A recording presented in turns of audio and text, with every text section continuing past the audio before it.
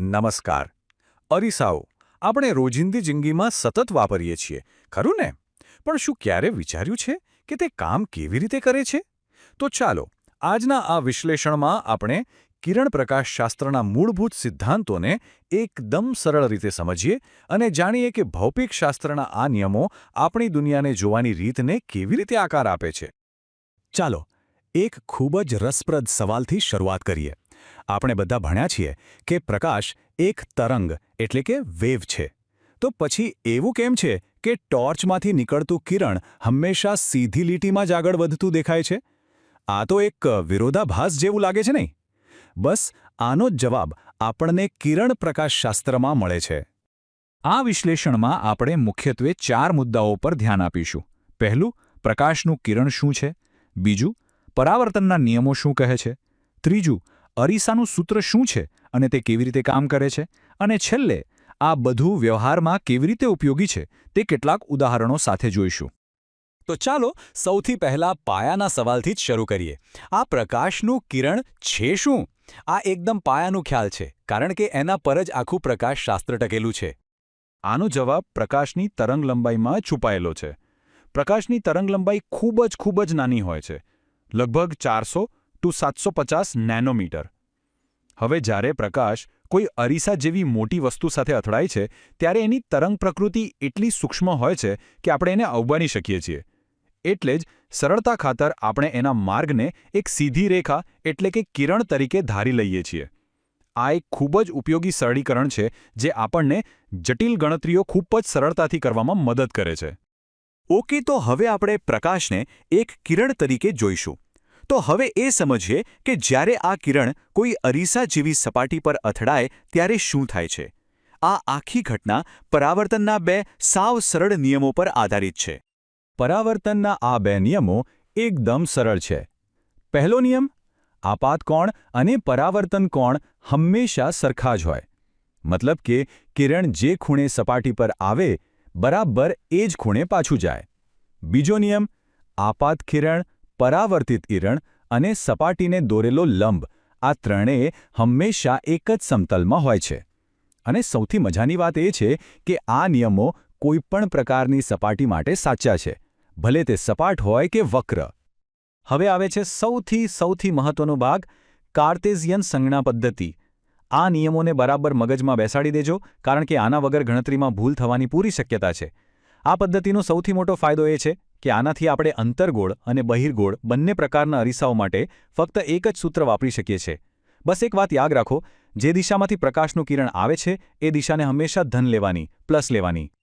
ચાલો હવે આપણે અરીસાની કેન્દ્ર લંબાઈ એટલે કે એફ અને વક્રતા ત્રિજ્યા એટલે કે આર વચ્ચેનો સંબંધ તારવીએ. આકૃતિમાં ધ્યાનથી જુઓ. મુખ્ય અક્ષને સમાંતર આવતું કિરણ પરાવર્તન પામીને કેન્દ્રબિંદુમાંથી પસાર થાય છે. આપણો હેતુ ગાણિતિક રીતે એ સાબિત કરવાનો છે કે એફ હંમેશા આર કરતાં અડધું હોય છે. આખી સાબિતી ભૂમિતિ અને ત્રિકોણમિતિ પર આધારિત છે. અહીં સૌથી મહત્વની ધારણા છે પેરેક્સિયલ કિરણો. હવે આ એવા કિરણો છે જે મુખ્ય અક્ષની એકદમ નજીક અને લગભગ સમાંતર હોય છે.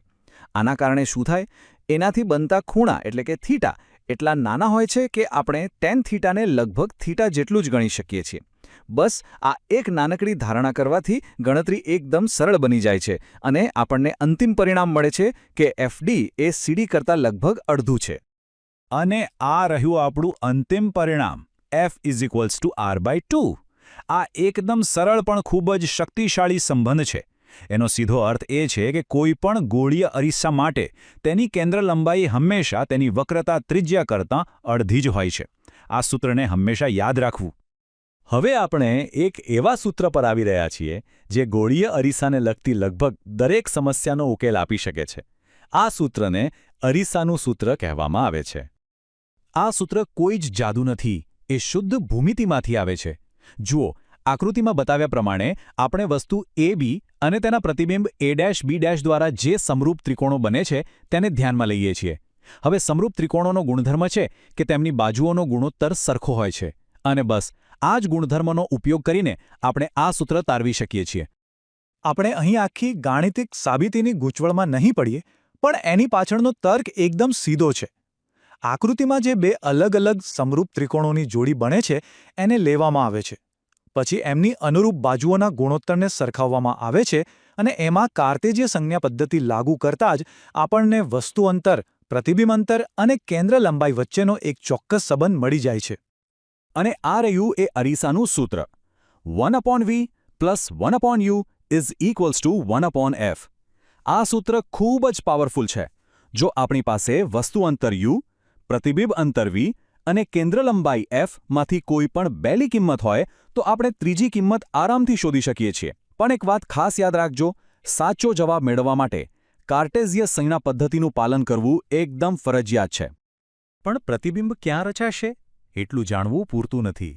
એ વસ્તુ કરતાં કેટલું મોટું હશે કે નાનું, સીધું હશે કે ઉલટું, આ બધા સવાલોનો જવાબ આપણને રેખીય મોટવણી એટલે કે m પરથી મળે છે. એનું સૂત્ર છે m = -v/u. જો mની કિંમત ઋણ આવે તો સમજી લેવાનું કે પ્રતિબિંબ વાસ્તવિક અને ઉલટું છે, અને જો m ધન આવે તો પ્રતિબિંબ આભાસી અને સીધું હશે. ચાલો, હવે ઘણો સિદ્ધાંત ભણ્યા, હવે એને વ્યવહારમાં મૂકીએ અને જોઈએ કે આ સૂત્રો વાસ્તવિક દુનિયાની સમસ્યાઓ ઉકેલવામાં કેવી રીતે કામ કરે છે. અહીંયા જુઓ, આ તો જાદુ જેવું છે. વસ્તુનું સ્થાન થોડું શું બદલ્યું, પ્રતિબિંબનો તો આખો ખેલ જ બદલાઈ ગયો. જ્યારે વસ્તુ -10 સેન્ટીમીટર પર છે, જે કેન્દ્ર લંબાઈથી દૂર છે, તો આપણને વાસ્તવિક અને ઉલટું પ્રતિબિંબ મળે છે. પણ જેવી વસ્તુને આપણે કેન્દ્ર લંબાઈની અંદર લઈ આવ્યા, એટલે કે -5 સેન્ટીમીટર પર, તો જુઓ, પ્રતિબિંબ સીધું થઈ ગયું, આભાસી બની ગયું અને 3 ગણું મોટું પણ. બસ આ જ કારણ છે કે શેવિંગ મિરર કે મેકઅપ મિરરમાં આપણો ચહેરો આટલો મોટો અને સ્પષ્ટ દેખાય છે. હવે એક ખૂબ જ મજેદાર ઉદાહરણ જોઈએ.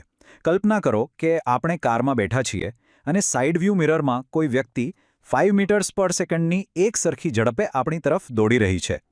યાદ રાખો, કારનો સાઇડ વ્યૂ મિરર હંમેશા બહિર્ગોળ હોય છે, જેથી પાછળનો મોટો વિસ્તાર દેખાય. જ્યારે એ વ્યક્તિ 39 મીટર્સ દૂર હોય ત્યારે અરીસાના સૂત્રથી ગણતરી કરતાં ખબર પડે છે કે અરીસામાં તેના પ્રતિબિંબની ઝડપ માત્ર 1/280 મીટર્સ પર સેકન્ડ છે. આ તો ખૂબ જ ધીમું લાગશે. હવે જ્યારે તે 29 મીટર્સ પર પહોંચે છે ત્યારે જુઓ શું થાય છે. પ્રતિબિંબની ઝડપ વધીને 1/150 મીટર્સ પર સેકન્ડ થઈ જાય છે. અને 19 મીટર્સ પર તો તે હજી વધુ ઝડપી બને છે, લગભગ 1/60 મીટર્સ પર સેકન્ડ. અને છેવટે જ્યારે તે માત્ર 9 મીટર્સ દૂર હોય ત્યારે પ્રતિબિંબની ઝડપ 1/10 મીટર્સ પર સેકન્ડ સુધી પહોંચી જાય છે. આ જે અનુભવ છે જે આપણે બધાએ કર્યો છે. કારના મિરરમાં પાછળથી આવતા વાહનો પહેલાં ખૂબ ધીમા લાગે છે અને પછી જાણે અચાનક જ આપણી એકદમ નજીક આવી જાય છે. ભલે વાહનની પોતાની ઝડપ સ્થિર હોય, પણ અરીસામાં તેના પ્રતિબિંબની ઝડપ સતત વધતી જાય છે. છે ને કમાલની વાત? फ्रेंड्स, इस वीडियो को पूरा देखने के लिए आज ही फ्लेक्सी टीचर ऐप सब्सक्राइब करें, जहां आपको मिलेंगे animated videos, digital books, text book solutions, notes, DPP और क्विज. और हाँ, flexi teacher app mobile, TV और कंप्यूटर पर अवेलेबल है. और अगर आपके पास इंटरनेट नहीं है तो तुरंत ऑफलाइन सेट टॉप बॉक्स के लिए संपर्क करें. Flexi teacher, the one you needed.